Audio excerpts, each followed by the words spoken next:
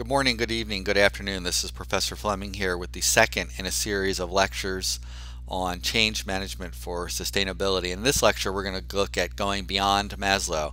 How can we go beyond the needs and desires and motivations of the individual to understand group dynamics and understand how the power of the group, if modified correctly, can be a great change agent for the future of sustainability.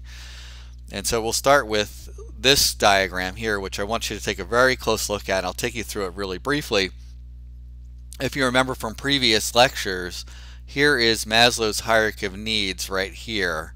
And what we're looking at again is this idea of survival, the idea that design and our interventions of humanity need to help the current generation and future generations survive. Then our relationships, our sense of community. In this case, we're going to be looking at this in the context of sustainability. And I think we could all agree that transparency is really critical in building a more equitable environment for people to live and work. And we talked a lot about the idea that recognition is a real driver against sustainability, that if all we do is seek to get acclaim for what we're doing, we probably haven't moved to the next level, which is transformation. Here we can begin to approach diversity and inclusivity, empowerment, because we're beginning to think about other people before ourselves. So altruism and empathy are really key in transforming society beyond the era of the me and moving into the new worldview. Now, in this lecture, we're going to be looking at Richard Barrett, and Richard Barrett comes from the the Barrett Value Center, which I think is probably one of the best websites and thinkers, and he is one of the best thinkers I've seen on this. And what he did was he said, okay, well, Maslow's hierarchy of needs works very well for the individual, but how about the group? Do groups have a set of collective needs that need to be met in order to move up the pyramid and get to higher levels of impact? So the first level that Barrett brought in was internal cohesion, that if you don't have a set of shared values, shared vision, and shared processes that people can agree upon, you're going to have a dysfunctional organization, and pursuing then sustainability is going to be very difficult. Secondly, he identifies the ability to partner and create alliances, and we know that the world's problems are so ingrained and so deep that one group alone or one company or one nonprofit alone really can't attack the problems at the level that we would like to do it. And finally, the idea of groups or companies or organizations in service, that the ultimate goal is not to maximize profit but to be in service of society. And he would argue that once you do that, money can flow, assuming that you have all these other things in place. So yes, you need to be financially secure and you need to make profit, but if you begin to shift more and more towards service over time, the circular economy will bring wealth back to your company. At least that's the theory. But ultimately, for sustainability to be met, Barrett argues that we need to really be thinking about these group dynamics and these group sets of needs. Pretty interesting. Now I'm going to show you this diagram. This is the same diagram, by the way, if you look at this, and this is from Barrett's Value Center. And what we're going to do is go through these at the level of the personal and organizational and community. And what I want you to do as we go through this is, seeing as we're in the end of this course, I want you to begin to reflect upon your own world, your own needs, your organization needs, and the needs of the world, and figure out how you fit into that. And that'll lead us into the final project or final assignment as we move forward. So again, here are the first levels. Maslow is looking at self-interest, and Barrett is looking at the common good, as I said before, sustainability and all those things that we're looking for. So one of the great things that he does here is he talks about the characteristics of having met the basic needs, but also some of the negativities that you see in your daily life. So as we're in the personal zone right here, I want you to reflect on these fears. And are you acting out of these fears in your personal life, or are you acting upon these strengths in your personal lives? And how does that work for you? Same thing here. Do you feel protected and loved? And if not, what is that doing to your life, and how is that inhibiting you from meeting your full potential as an individual? And this is not a self-help course, but certainly self-awareness and self-reflection is really critical if you're going to be an effective leader in a group. So, and if you're going to be a leader in a group, you need to have these things met as best as possible. So letting go of fears, letting go of control, going over the need for prestige, going over the need for power. The more that you let power go, and the more that those around you let power go, the more opportunities you have for innovation, collaboration, and integration. And of course, are you finding your purpose, integrity, honesty in your group setting? In other words, are you beginning to align with your group And are you living your purpose? Have you begun to use empathy as a daily tool in order to move towards sustainability?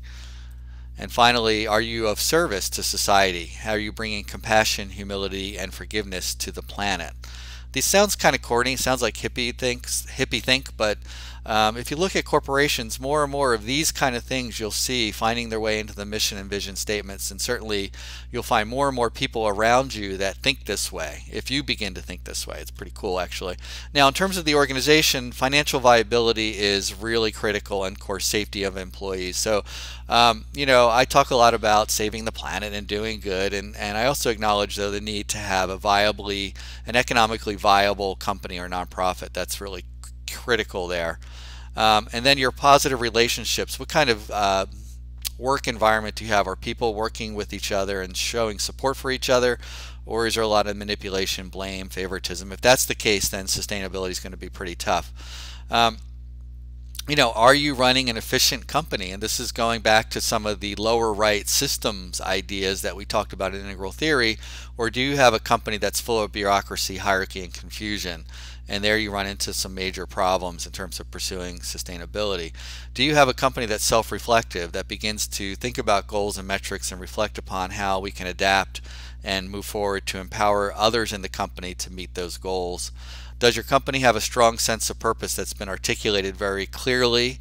And is it being followed through with all the different kinds of initiatives that you need to have? But shared vision and values, I've found over 20 years, is really the key. If you're a designer and your values are different than the values of the client and different than the values of the builder, you're going to have a tough time getting the sustainability into your project. Internal-external collaboration is really the key for sustainability. How do you collaborate? When do you collaborate? Early, I hope. Late collaboration is really negotiation in disguise.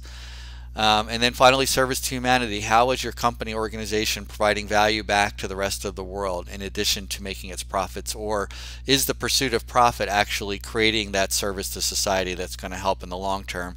And obviously, in the reverse, is not damaging or destroying the planet. That's sort of the benign way of pursuing sustainability.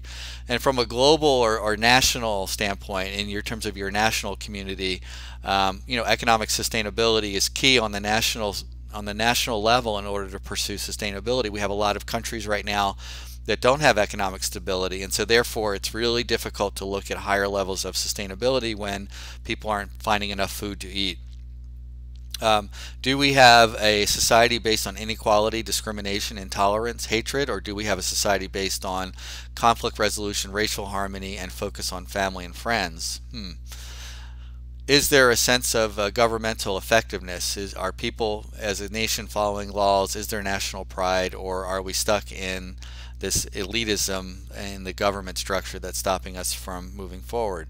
Democratic process and continuous renewal, freedom, equality, empowerment, accountability.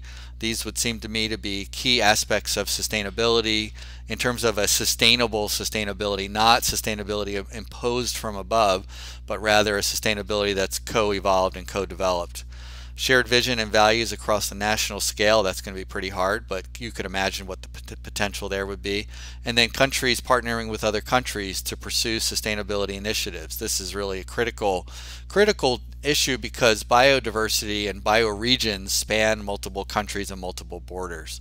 And finally, global sustainability, the ultimate goal in society, I would say, is to look at human rights, long-term perspective, ecological resilience, and we'll be covering resilience in my next course, peace, focus on future generations, and the global perspective, or I would say a bio perspective of where we are in the future. I've posted up some links in the course, and you can always go back and look at this.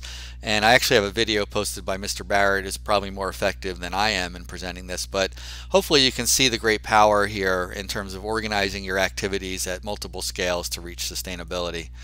So having said that, we're going to stop here and we're going to get ready to talk in more detail about how we might begin to pursue changes in a very effective way using this framework.